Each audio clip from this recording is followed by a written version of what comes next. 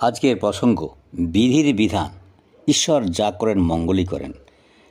তো একবার হয়েছে কি, এক রাজা মন্ত্রী খুবই ঈশ্বর ভক্ত। ঈশ্বরের প্রতি তার অগাধ বিশ্বাস। ভালো মন্দ যাই ঘটুক, তাতে মন্ত্রীর সে এক কথা, ভগবান যা করেন মঙ্গলের জন্য। একদিন রাজার ছেলে মারা গেছে। সে খবর শুনে মন্ত্রী বলে উঠল, ভগবান যা করেন মঙ্গলের জন্য।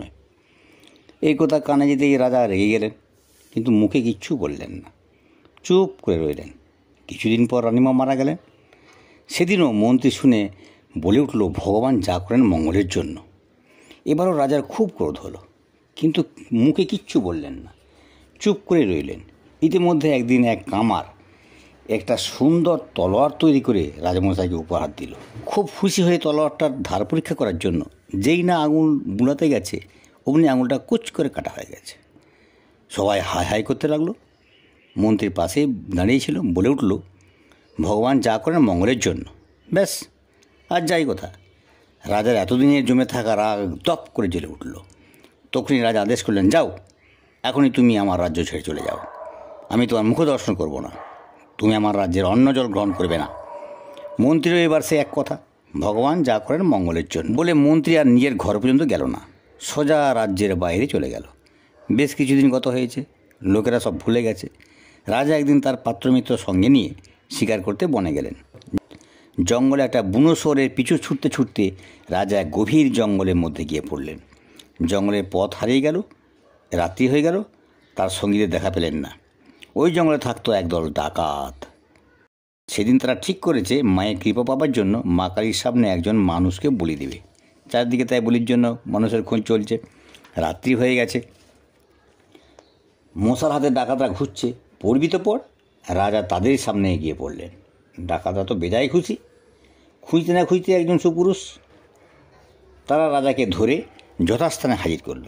বলি দেওয়ার সব ব্যবস্থা তৈরি ছিল, এবার বলি দেওয়া হবে। ডাকাতদের পুরোহিত বলল, নিয়ে এসো লোকটাকে আমার সামনে। রাজাকে আনা হলে পুরোহিত রাজাকে জিজ্ঞেস করলেন, তোমার ছেলে বেঁচে আছে? রাজা বললেন, অনেকদিন আগেই মারা গেছে। এ কথা শুনে পুরোহিত ভাবল, এর তো দেখছি পুত্র শোকে ভিতরটা জ্বলে পুড়ে খাক হয়ে গেছে। পুনরায় পুরোহিত জিজ্ঞেস করলেন, তোমার স্ত্রী তো বেঁচে আছে? রাজা বললেন, না, সেও তো অনেকদিন হলো মারা গেছে। শুনে পুরোহিত তাই ভাবলো, এ তো আধা অঙ্গের মানুষ, কারণ স্ত্রীকে অর্ধাঙ্গিনী বলা হয়, তেমনি পুরুষ অর্ধাঙ্গ। পুরোহিতের সন্দেহ হলো হয়তো লোকটা মরার ভয়ে মিথ্যা কথাই বলছে। তখন সে রাজার জামা কাপড় সব খুলে সারা দেহ পরীক্ষা করতে লাগলো। দেখে লোকটার একটা আঙুল কাটা। একে তো বলি দেওয়া যাবে না, খুঁত আছে। নিরাশ হয়ে পুরোহিত তখন রাজাকে ছেড়ে অন্য লোককে ধরে আনতে বলল। রাজা ছাড়া পেয়ে সোজা রাজধানীতে ফিরে এলেন। এসে আদেশ দিলেন, যাও, আমার মন্ত্রীকে যেখানে পাও খুঁজে নিয়ে এসো। মন্ত্রী না আসা পর্যন্ত আমি অন্ন জল গ্রহণ করব না। তারা তাকে বলল, মন্ত্রীমশাই, আপনাকে রাজামশাই রাজধানীতে ফিরতে বলেছেন। মন্ত্রী শুনেই বলে উঠল, ভগবান যা করেন মঙ্গলের জন্য। তারপর মন্ত্রী রাজার কাছে ফিরে এলে রাজা তাকে খুব আদর যত্ন করে নিজের পাশে বসালেন, আর জঙ্গলের সব বৃত্তান্ত মন্ত্রীকে এক এক করে বলে দুঃখ প্রকাশ করে জিজ্ঞাসা করলেন, তোমার কথা যথার্থ। আমার উপর ভগবানের যে এত দয়া, তা আমি বুঝতে পারিনি।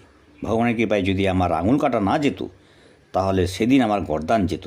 কিন্তু মন্ত্রী, তোমাকে যখন তাড়িয়ে দিলাম তখনও তুমি বলেছিলে ভগবান যা করেন মঙ্গলের জন্য। সেটা কিন্তু বুঝলাম না, এক্ষেত্রে কিসের ভগবানের দয়া দেখলে? তার মন্ত্রী বলল, দেখুন মহারাজ, আপনি শিকারে গেলে আমাকেও সঙ্গে যেতে হতো।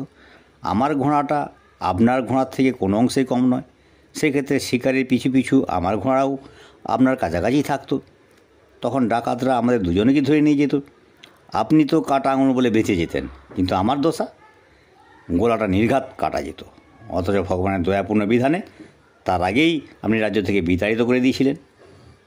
তাই এই ক্ষেত্রে বেঁচেও গেলাম, এখন আবার আপনার কাছে ফিরেও এলাম। মহারাজ, এটি বিধির বিধান। ভগবান যা করেন মঙ্গলের জন্যই। এই পর্যন্ত।